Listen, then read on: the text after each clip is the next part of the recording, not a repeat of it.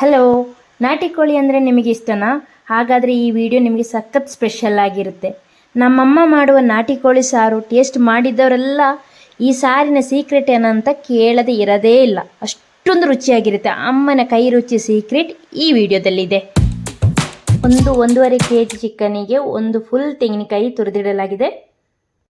ನಂತರ ಬಾಣಲೆ ಬಿಸಿ ಮಾಡಿ ಅದಕ್ಕೆ ಒಂದು 4 ಚಮಚ ಕೊತ್ತಂಬರಿ ಪುಡಿ, 1.5 ಚಮಚ ಮೆಣಸಿನ ಪುಡಿ, ಅರ್ಧ ಚಮಚ ಕರಿಮೆಣಸಿನ ಪುಡಿ ಹಾಕಿ ರೋಸ್ಟ್ ಮಾಡಿಕೊಳ್ಬೇಕು. ಚೆನ್ನಾಗಿ ಒಂದು ಸ್ವಲ್ಪ ಕಂದು ಬಣ್ಣಕ್ಕೆ ಬರುವಷ್ಟು ಹೊತ್ತು ರೋಸ್ಟ್ ಮಾಡಿಕೊಳ್ಳಿ. ಈಗ ತುರಿದಿಟ್ಟ ತೆಂಗಿನ ತುರಿಯನ್ನು ಚೆನ್ನಾಗಿ ರೋಸ್ಟ್ ಮಾಡಬೇಕು. ಒಂದು ಚಮಚ ಎಣ್ಣೆ ಸೇರಿಸಿ ರೋಸ್ಟ್ ಮಾಡಿ ಅದಕ್ಕೆ ಒಂದು 8ರಿಂದ 10 ಎಸಳು ಬೆಳ್ಳುಳ್ಳಿ, ಚಕ್ಕೆ, ಲವಂಗ, ಏಲಕ್ಕಿ ಸೇರಿಸಿ ಚೆನ್ನಾಗಿ ರೋಸ್ಟ್ ಮಾಡಿಕೊಳ್ಳಿ. ತೆಂಗಿನ ತುರಿ ಸ್ವಲ್ಪ ಕೆಂಪು ಬಣ್ಣಕ್ಕೆ ಬರುವಷ್ಟು ಹೊತ್ತು ರೋಸ್ಟ್ ಮಾಡಿ ನಂತರ ರೋಸ್ಟ್ ಮಾಡಿಟ್ಟ ಮಸಾಲೆ ಪುಡಿಯನ್ನು ತೆಂಗಿನ ತುರಿ ಜೊತೆ ಹಾಕಿ ಮತ್ತೆ 1ರಿಂದ 2 ನಿಮಿಷ ರೋಸ್ಟ್ ಮಾಡಿ ನಂತರ ಮಿಕ್ಸಿ ಜಾರಿಗೆ ಹಾಕಿ ನುಣ್ಣನೆ ರುಬ್ಬಿಕೊಳ್ಳಿ.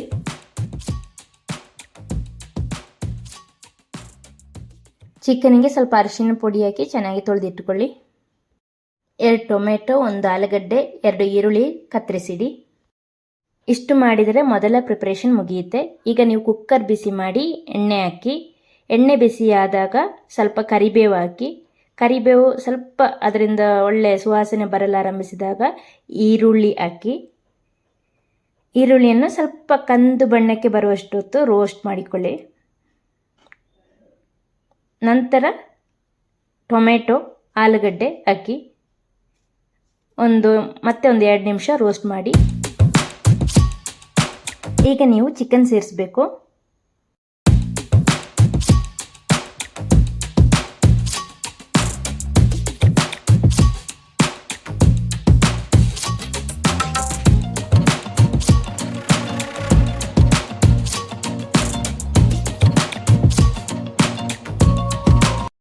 ಚಿಕನ್ ಹಾಕಿದ ಮೇಲೆ ರುಚಿಗೆ ತಕ್ಕ ಉಪ್ಪು, ಅರಿಶಿನ ಸೇರಿಸಿ ಚೆನ್ನಾಗಿ ಮಿಕ್ಸ್ ಮಾಡಿ.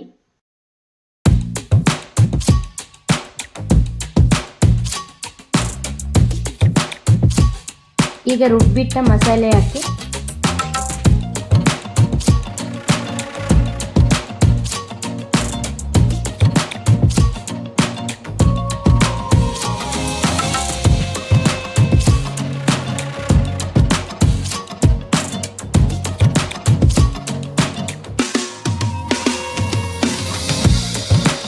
ಮೂರರಿಂದ 4 ವಿಷಲ್ ಬರೋವರೆಗೆ ಬೇಯಿಸಿ.